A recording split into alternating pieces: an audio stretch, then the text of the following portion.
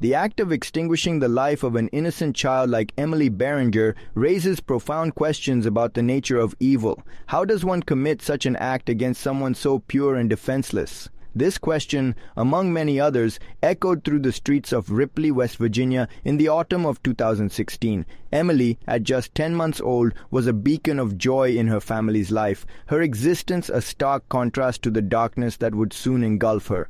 Her murder not only took away a vibrant young life, but also shattered the illusion of safety within one's own home, leaving behind a trail of sorrow, confusion, and a community grappling with the reality that such horror could happen among them. Where we delve into the darkest corners of human behavior to shed light on the stories that often go untold. Here, we unravel the mysteries, the pain, and sometimes the justice behind crimes that shock our collective conscience. I want to extend my heartfelt thanks to all our viewers, especially our dedicated subscribers, for joining us on this somber journey. Your support allows us to continue bringing these narratives to light, offering not only a platform for remembrance but also education. If you're new to our channel, now's the perfect time to hit that subscribe button. We update daily with new stories, revisiting old cases with fresh perspectives, and keeping you informed on developments that matter. Please like, comment, and share to keep the conversation going and help us expand our reach in advocating for justice. Emily Elizabeth Beringer was an embodiment of what childhood should be, filled with laughter, curiosity, and boundless love. Born in December 2015, she was the youngest addition to Amanda Atkins' family, bringing with her a light that seemed to touch everyone she met. Her eyes were wide with wonder, always eager to explore the world around her, from the textures of different toys to the sounds of her family's voices. Emily's laughter was like music, a sound that Amanda cherished deeply, often capturing it in videos she would share with pride. Her milestones were celebrated with joy, her first tooth, her first crawl, and the way she would clap her tiny hands in delight at simple games. Amanda described Emily as her little beacon, a source of endless motivation to push through the hardships of life. Emily was not just a child, she was the heart of her home, a symbol of new beginnings and pure, unadulterated joy. The morning of October 3, 2016 in Ripley, West Virginia was cloaked in the usual tranquility of a small town waking to a new day. The sun was just beginning to cast its first light over the town, the kind that promises routine and the simple pleasures of life. But for Amanda Atkins, this day would shatter that illusion. She woke up with an intuition something was amiss, the kind that only a mother's heart would know, leading her to check on her children. It was the beginning of a nightmare that would forever change the course of her life and the community she called home. The silence of the morning was broken by the shattering news that Emily Beringer, her beloved 10-month-old daughter, was not just sleeping, but had been viciously taken from this world. The peace of the morning was now a backdrop to a tragedy that would leave a permanent scar on Ripley. The crime scene, located within an apartment complex in Ripley, West Virginia, was a place where life had once been ordinary. This complex was emblematic of small-town living, where neighbors knew each other and children played in the courtyard. However, on that fateful day, the basement of one of these apartments transformed into a scene of horror. When law enforcement arrived, they were met by a space that had become the epicenter of a brutal crime. The concrete floor bore the stains of blood, a stark contrast to the usual clutter of laundry baskets and storage boxes. The walls, too, told a grim tale with splatters that spoke of violence and despair. The air was heavy with the silence of tragedy, broken only by the methodical movements of the forensic team. Each piece of evidence was catalogued with meticulous care, from the blood samples that would later link Taylor to the crime, to the disarray of the room suggesting a struggle. The small, lifeless body of Emily Beringer was the heart-wrenching center of this scene, her innocence a painful juxtaposition to the brutality she had endured. The crime scene unit worked with a somber focus, aware that each piece of evidence was a step towards justice, but also a reminder of a life lost too soon. This basement would forever be remembered not as a community space, but as the site where joy was violently extinguished. Benjamin Taylor's arrival in Amanda Atkins' life was marked by an aura of deceptive normalcy. At 32, he presented himself as the quiet, unassuming type, someone who could blend into the background of a busy life. His integration into Amanda's home was seamless. He helped with chores, engaged with the children, and shared in the domestic routines. To the neighbors and the community of Ripley, he was just another face, perhaps a bit reserved but not someone who raised eyebrows. His calm demeanor was his camouflage, hiding a darkness beneath. Taylor's ability to seem normal was not accidental, it was calculated. He knew how to navigate social interactions without drawing attention, how to appear supportive without being intrusive. His quiet nature might have been seen by Amanda as a sign of stability, especially after the chaos of single parenthood. He was the companion who seemed to help, the partner who appeared to share the load, all the while concealing the potential for violence that would later erupt. This deceptive normalcy was what made him so dangerous. He was the wolf in sheep's clothing, moving through life unnoticed until his true nature was revealed in the most horrific manner. The discovery that shattered Amanda's world came in the early quiet hours of October 3rd, 2016. She awoke to a chilling emptiness beside her, the absence of Benjamin Taylor sparking an uneasy feeling in her gut. Driven by a mother's intuition, she began searching the apartment, her voice echoing as she called out for him, each unanswered call increasing her anxiety. The search led her to the basement, a place she rarely ventured, where she encountered a scene that would haunt her for the rest of her life. There was Emily, her precious 10-month-old daughter, lying on the cold, hard floor, her small body showing signs of brutal assault, surrounded by blood. The sight was beyond comprehension, a stark contrast to the love and warmth she had always surrounded her daughter with. And there stood Taylor, his clothes and hands stained with blood, his demeanor unreadable, a stranger in the guise of a partner. The moment was one of pure horror, the trust she had placed in him shattered like glass, the reality of what had transpired too brutal to fathom. Amanda's screams for help pierced the silence, a mother's primal cry for the loss of her child, for the betrayal of her trust, marking the beginning of an unimaginable ordeal. The aftermath of Amanda's discovery was a whirlwind of chaos and action. Her screams brought the neighbors to their doors, and soon the sound of sirens filled the quiet streets of Ripley as emergency services descended upon the apartment complex. Paramedics arrived, but their efforts were in vain. Emily's injuries were too severe, and she was pronounced dead the following day at Charleston Area Medical Center, confirming the worst fears of a community and a mother in mourning. Taylor was arrested at the scene, his detachment a stark contrast to the gravity of the situation. The charges levied against him, first-degree murder, sexual assault, and child abuse resulting in death, reflected the severity of his actions. His arrest was the first step in a legal process that would seek justice for Emily, but the immediate aftermath was a time of shock, disbelief, and the beginning of a long, painful journey through grief for Amanda and her family. The apartment complex, once a place of community and safety, was now the epicenter of a tragedy that would live long in the memory of Ripley. The shock that enveloped Ripley, West Virginia, upon hearing about Emily Barringer's death was profound and personal. This was not merely news, it was a rupture in the community's fabric, a place where everyone knew each other, where safety was assumed, and where the innocence of childhood was cherished. The news spread like wildfire, igniting a collective sense of disbelief, anger, and mourning. The tight-knit community of Ripley, often lauded for its close bonds and small-town safety, was suddenly faced with the harsh reality that such a heinous act could happen within their borders. Conversations halted in the middle of sentences, laughter ceased, and a somber mood descended over the town. People gathered in groups, not for joy, but to share their shock, to process the unimaginable. The crime scene, once an unremarkable apartment complex, became a focal point of grief and a stark reminder of vulnerability. The outrage was palpable, with residents demanding swift justice, not just for Emily, but to restore some semblance of safety and trust in their community. The shock was a catalyst, pushing the town to confront its vulnerability and to question how they could have been so blind to the danger in their midst. Amanda Atkins' grief was an ocean of despair, one she had to navigate in the relentless glare of public scrutiny. Her home, once filled with the sounds of Emily's laughter, became a place of haunting silence. Every toy, every photograph, every piece of clothing was now a painful reminder of the life that was no longer there. The media's attention turned her private mourning into a public narrative, making her grief a spectacle for the world to see. Support came from all corners, friends, family, and strangers, but the void left by Emily was immeasurable. Amanda grappled with an array of emotions: guilt for allowing Taylor into their lives, anger at the injustice of it all, despair for the life her daughter would never live, and a deep questioning sadness about how she could have missed the signs of danger. Her grief was not just for Emily, but for the trust she had lost, for the future she had envisioned, for the innocence that was brutally taken.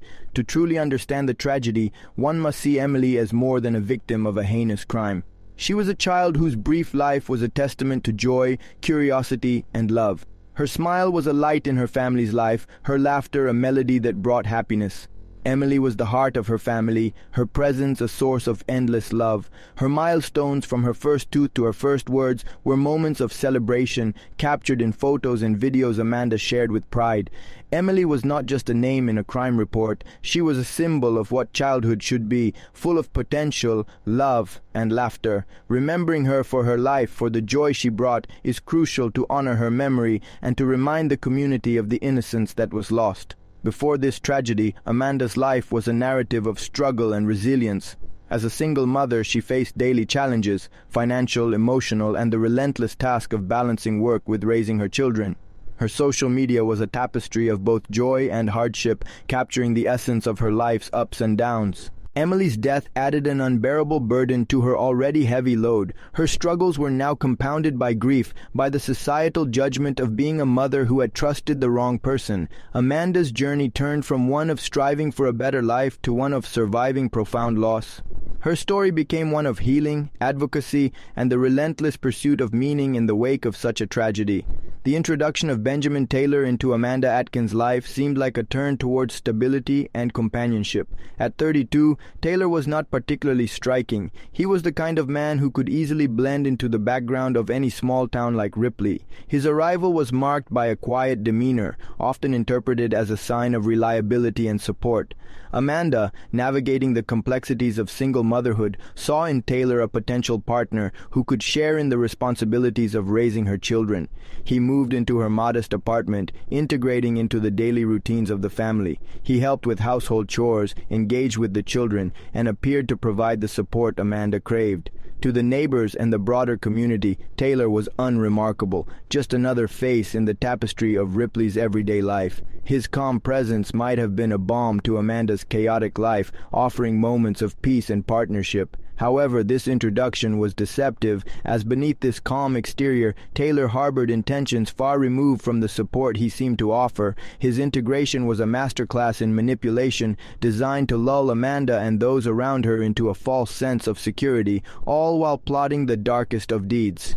Beneath the surface of Benjamin Taylor's unassuming exterior lay a man with a deeply disturbing character. While he had no significant criminal record that would have raised immediate red flags, his past was peppered with behaviors that hinted at a controlling, manipulative personality. Those who had known him before might have seen glimpses of this darker side, a quiet charm masking a desire for dominance, subtle signs of manipulation in relationships, and an underlying coldness that was easy to overlook. His ability to blend into Amanda's life was not just by chance but by design. Taylor knew how to manipulate his environment to appear as the supportive partner while hiding his true malevolent nature. His hidden side was one of violence, a predator who knew how to prey on trust, on vulnerability, revealing his true self only when it was too late to prevent the tragedy he would orchestrate. This duality made him particularly dangerous. His normalcy was his disguise, his quietness, his weapon. The reaction of Ripley's community to the death of Emily Barringer was both visceral and profound, shaking the very foundations of what they believed their town to be. Once a place where residents prided themselves on the safety and closeness of their community, Ripley was now grappling with the stark reality that such violence could happen within their midst. The news spread like wildfire, igniting a collective outcry of disbelief, sorrow, and a demand for justice. Every conversation, whether in the local diner, at the grocery store, or during church services, turned towards this tragedy. Parents held their children closer, neighbors looked at each other with new eyes, questioning how they could have missed such danger. The apartment complex where the crime occurred became a symbol of loss, a place where innocence was violently stripped away. The community's shock was not just for Emily, but for themselves, for the trust they had placed in the illusion of safety. There was a palpable sense of betrayal, not only by Benjamin Taylor, but by the systems that failed to identify him as a threat. Anger was directed towards the lack of vigilance, the naivety of believing that such atrocities were only stories from big cities. The reaction was a turning point, pushing Ripley towards introspection about community safety, child protection, and the need for vigilance. In response to the tragedy, the community of Ripley banded together with an outpouring of support that was both heartfelt and practical. Vigils were organized, with candles lighting up the streets as a symbol of unity and remembrance for Emily. These gatherings were not just about mourning, but about standing together against the darkness that had touched their town. Fundraisers were set up, not only to help Amanda with funeral costs, but to provide ongoing support for her and her remaining children, showing that the community would not let her face this grief alone. Local businesses, churches, and schools contributed, creating a network of support that was both financial and emotional. But beyond immediate support, there was a commitment to vigilance. The community began to educate themselves on recognizing signs of abuse, with schools implementing new programs to teach children about personal safety. There were community meetings discussing how to foster a safer environment where speaking up was encouraged and where every child was considered everyone's responsibility. The tragedy of Emily's death became a catalyst for a cultural shift in Ripley, moving from a reactive to a proactive stance on child safety and community watchfulness. The rallying of Ripley, West Virginia, around the memory of Emily Barringer was both a profound act of communal mourning and a testament to the town's resilience and unity.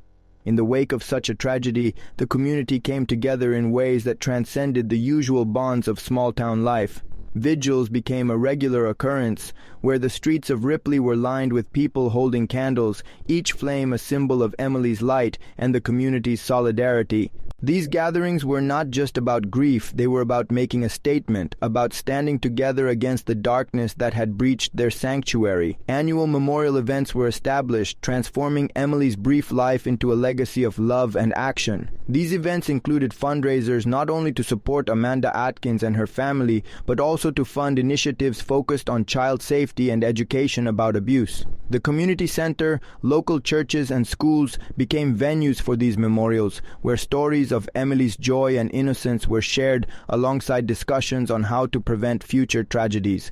The rallying was also about action. Neighbors, now more than ever, took on the role of guardians for all children in Ripley. Community meetings were held where strategies for vigilance were discussed, leading to informal neighborhood watch programs. Emily's name became a rallying cry for change, for vigilance, for a community that would not only mourn, but actively work towards a safer environment. Advocacy groups found new momentum, with residents joining or forming groups to push for legislative changes, better trained social workers, and more robust child protection systems. The tragedy became a catalyst for community engagement, with Ripley residents looking out for each other, ensuring no child would be harmed under their watch. This collective rallying was about healing, about transforming grief into a force for good, ensuring Emily's legacy would be one of prevention and protection. The death of Emily Barringer served as a grim but powerful catalyst for raising awareness about child abuse, domestic violence, and the vital role of community vigilance. Her story, while heart-wrenching, became a beacon for change, sparking conversations that reached far beyond the borders of Ripley. Advocacy groups, local and national, seized upon this tragedy to push for systemic changes, emphasizing education, prevention, and intervention. Schools in Ripley and surrounding areas began to implement or strengthen programs focused on teaching children about personal safety, how to recognize inappropriate behavior, and how to seek help. These educational efforts were not just for children. Parents, teachers, and community members were included in workshops designed to teach the signs of abuse, how to respond, and how to foster an environment where children feel safe to speak up. Legislative efforts were galvanized, with Emily's name often cited in discussions for new child protection laws, increased penalties for child abuse, and mandatory reporting requirements. Her story was used to lobby for more resources for child welfare services, better training for law enforcement, and the establishment of community support networks. Nationally, Emily's case was highlighted in media discussions, leading to increased public awareness and funding for child protection initiatives. Her name became synonymous with advocacy, with the push for a society more attuned to safeguarding its youngest members, ensuring no other child would suffer the fate she did.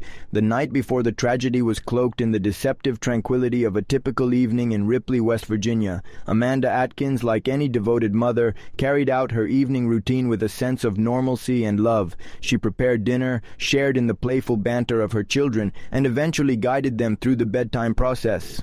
Reading stories to Emily, her youngest, was a ritual filled with warmth, her daughter's wide eyes reflecting the magic of each tale. Emily's laughter, her soft cooing as she drifted off to sleep, were sounds Amanda cherished, sounds that filled her home with joy. The apartment was bathed in the soft glow of night lights, providing comfort and safety for her children. Amanda kissed Emily goodnight, feeling the warmth of her daughter's skin, the gentle squeeze of her tiny hand around her finger. There was no forewarning of the horror that would soon engulf their lives, no sign that this would be the last peaceful night Emily would know. In this moment, Amanda might have felt a sense of contentment, perhaps even relief with Benjamin Taylor in her life, believing he was a partner in the daily dance of parenting. It was a night where the future seemed to hold only ordinary joys and challenges, where the innocence of childhood was still intact, where trust in the sanctity of home was still unquestioned. This night would later be remembered with a heavy heart, a poignant reminder of what was lost, of the last time Emily's laughter echoed through their home, of the last time Amanda felt the weight of her daughter's love in the simple act of a goodnight kiss. The final discovery was a scene of horror that would forever alter the lives of Amanda Atkins and everyone connected to her. Waking in the early hours, Amanda was immediately struck by Taylor's absence beside her, igniting a spark of fear she couldn't explain. Her search through the apartment was driven by a mother's intuition, her voice calling out for him in the quiet darkness. Her journey led her to the basement, a place devoid of the usual warmth of their home. What she found there was beyond her worst fears. Emily lay on the cold, hard floor, her small body showing the unmistakable signs of violence, surrounded by blood that told a chilling story. Taylor was there, his figure a silhouette of betrayal, his clothes stained with the evidence of his crime, his expression unreadable, perhaps detached from the gravity of what he had done. The sight of her daughter, lifeless, was a blow that shattered Amanda's world. Her screams pierced the silence, a primal cry of a mother's grief, of a trust so profoundly violated. Those screams brought neighbors running, emergency services racing to the scene, but it was too late for Emily. The basement, once just another part of their home, now bore the weight of this tragedy, a place where innocence was brutally taken. This moment was not just the discovery of a crime, it was the beginning of a harrowing journey through grief, through the legal system, and towards some semblance of justice. It was the moment when Amanda's life was irrevocably changed, where the safety of home was forever compromised, and where the memory of Emily would be forever intertwined with this night of horror. As we close this somber chapter on the tragic story of Emily Barringer, I want to extend my deepest gratitude to all of you for joining us on this journey through Beyond True Crime Story. The support from our viewers, especially our subscribers, means the world to us as we continue to bring these important narratives to light.